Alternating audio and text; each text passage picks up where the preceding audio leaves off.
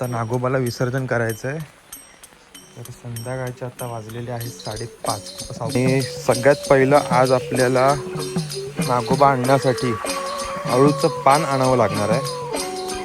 नागोबा बनवायला आज आहेत ना, गँग मोठी आहे. पण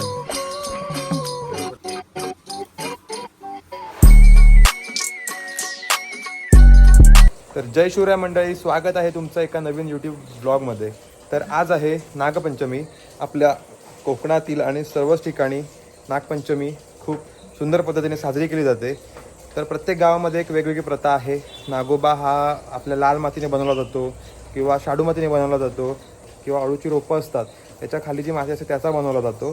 तर आमच्या इथे आम्ही शाडू मातीचा नागोबा आणतो. तर तुम्हा सर्वांना नागपंचमीच्या खूप खूप शुभेच्छा. नागपंचमी हा श्रावण महिन्यातील पहिला येणारा सण आहे. इथून सर्व सणांची सुरुवात होते. श्रावण हा खूप पवित्र आणि शुद्ध महिना असा मानला जातो. आणि आज सोमवार आहे, श्रावणी पहिला सोमवार. त्यामुळे तुम्हा सर्वांना श्रावणी सोमवार आणि नागपंचमीच्या खूप खूप शुभेच्छा. नागपंचमी हा सण शेतकऱ्यांसाठी खूप खास आहे, कारण की नागोबा हा शेतकऱ्याचा मित्र मानला जातो. आणि एक मेसेज द्यायचा तो म्हणजे की जर कुठे सरपटणारे प्राणी म्हणजे नाग किंवा इतर कोणी सरपटणारे प्राणी असतील तर त्यांना मारण्याच्या ऐवजी जे सर्पमित्र असतात, प्राणीमित्र असतात, त्यांना बोलून रेस्क्यू करा आणि त्यांना जंगलात सोडा. हा एक आपल्या आज व्हिडिओ थ्रू तुम्हाला मी मेसेज देतो. व्हिडिओ शेवटपर्यंत बघा, खूप मजा येईल. अशा प्रकारे नागपंचमी साजरी केली जाते हे तुम्हाला आज बघायला मिळेल. आत्ता जोरदार पाऊस पडून गेला आहे, चांगलंच पाणी झालं आहे. आणि सगळ्यात पहिलं आज आपल्याला नागोबा आणण्यासाठी अळूचं पान आणावं लागणार आहे. तर आईसोबत जाऊन म्हणजे आजीसोबत जाऊन पहिलं अळूचं पान तोडतो. आणि ही आहे माझ्या आजीने लावलेली हळद, आपली ऑर्गॅनिक गावठी हळद.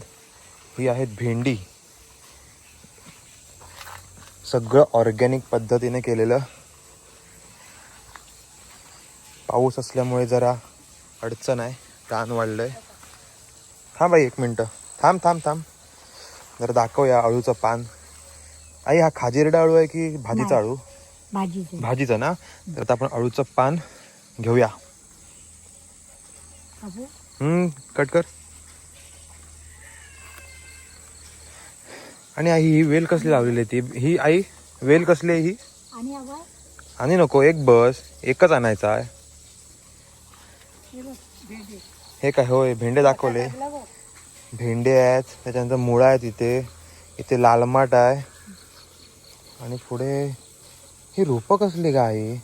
ही रोपं कसली? ही रोपं कसली? आल्याची. अरे होय, आम्हीच लावलेली ती, मी आणि राजवर्धन काकाने आणलेली. तिकडे झेंडू आहे. आणि ही वेल कसली लावलेली आहे? ही पडवळ.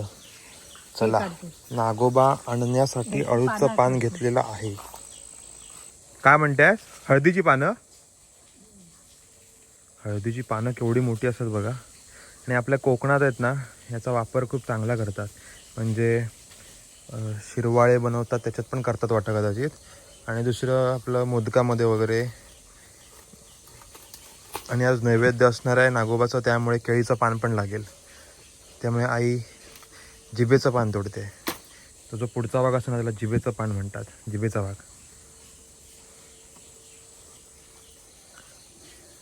गावात राहण्याची हीच एक खास गोष्ट आहे की सर्व आपल्याला निसर्गाने मोफत दिलेलं आहे, फक्त त्याचा आपल्याला व्यवस्थित सांभाळ करता आला पाहिजे.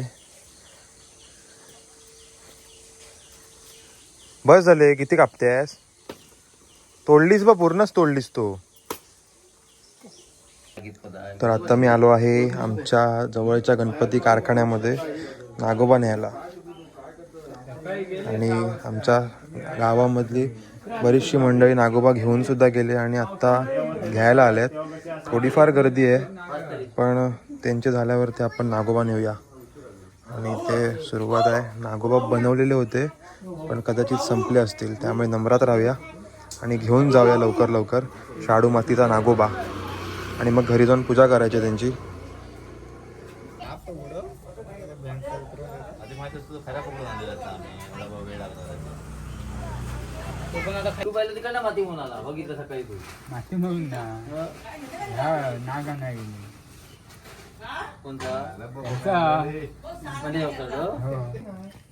वा शाहू कसली फिनिशिंग देतोय बघा.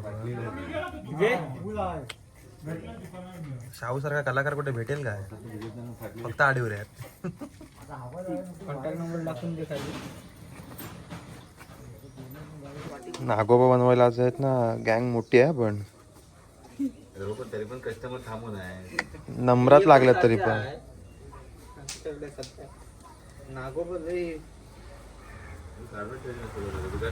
तर अशा प्रकारे आमची धावपळ असते नागपंचमीच्या दिवशी. कारण की एक मजा असते ती. नागोबा काढलेले असतात पण बरेच जण येतात, पटापट नागोबा घेऊन जातात, मग परत नंबरात राहायचं, नागोबा घेऊन जायचा.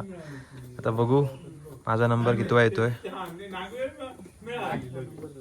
हा शेवट नंबर माझा.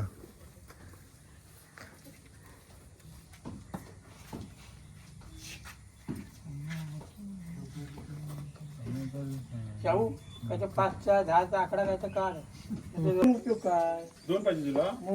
2 कसे पण करतो तू? 2 तुझा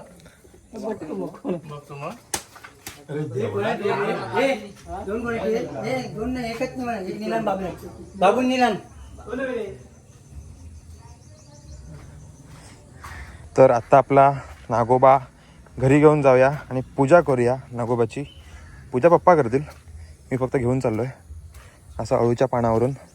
आणि अळूचं पान वापरण्यामागचं खरं कारण म्हणजे एक श्रद्धा असते आणि अळूमध्येच नागोबाला विसर्जन केलं जातं पूजा केल्यानंतर संध्याकाळचं.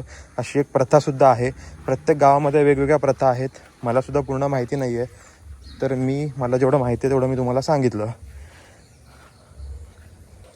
नागोबा घरी आणल्यानंतर बघूया काय करतात. काय करतात हे? मीठ आणि पाण्याने ओवाळते, नजर काढतेस नागोबाची. Okay okay.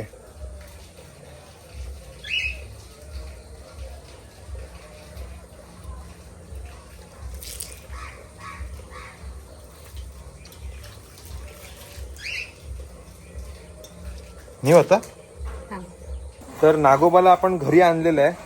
नागोबाची आता पूजा केली जाईल आणि पूजा केल्यानंतर मग नैवेद्य ते तुम्हाला मी आता व्हिडिओमध्ये दाखवणार आहे. जरा गडबड चालू आहे त्यामुळे ती इग्नोर करा आणि व्हिडिओ पूर्ण बघा.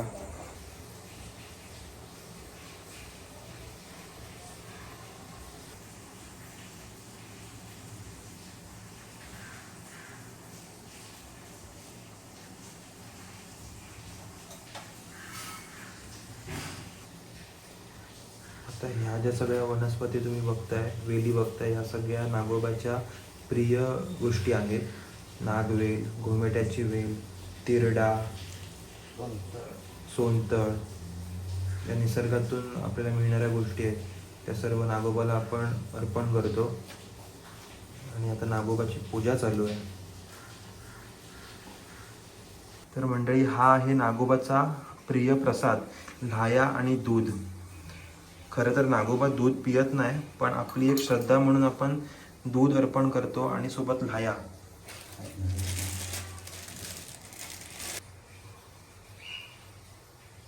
झाली ना पूजा?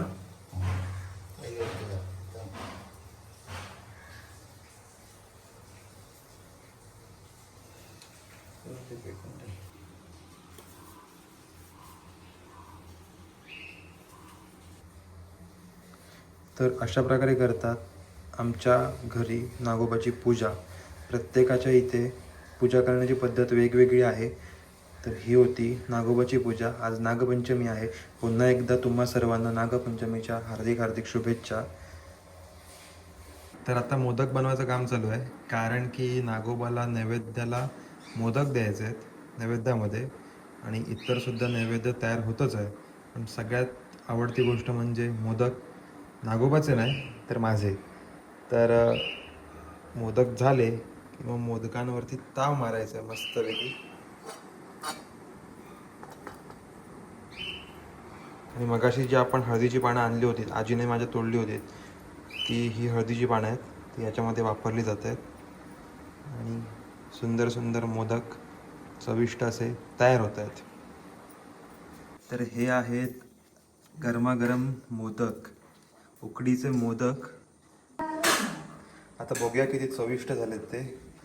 मस्त गरम गरम वाफ येते, आत्ताच उकडवून काढलेले आहेत.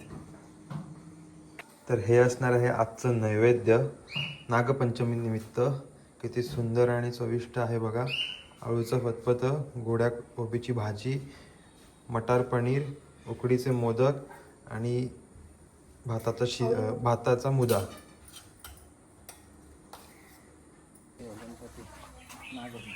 आता नागोबाला विसर्जन करायचं आहे. तर संध्याकाळचे आता वाजलेले आहेत 5:30. पप्पा सावकाश आहे, घसरट आहे.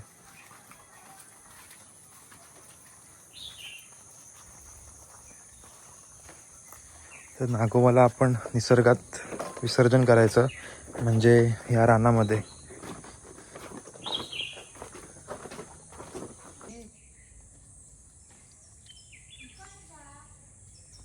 पप्पा आता नागोबाला तिकडे रानामध्ये विसर्जन करतात, म्हणजे सोडतायत. ती एक प्रथा आहे, ती प्रथा आम्ही फॉलो करतो. प्रत्येक ठिकाणी वेगवेगळी आहे, मी मग ह्याच्या अगोदर पण म्हणालो होतो. तर त्यातलीच ही एक प्रथा. अशा प्रकारे नागपंचमी आज सकाळी आपण नागोबाला घरी आणलं, पूजा केली, नागपंचमी साजरी केली आणि आत्ता संध्याकाळी आपण नागोबाला विसर्जित करतोय, निसर्गामध्ये सोडतोय.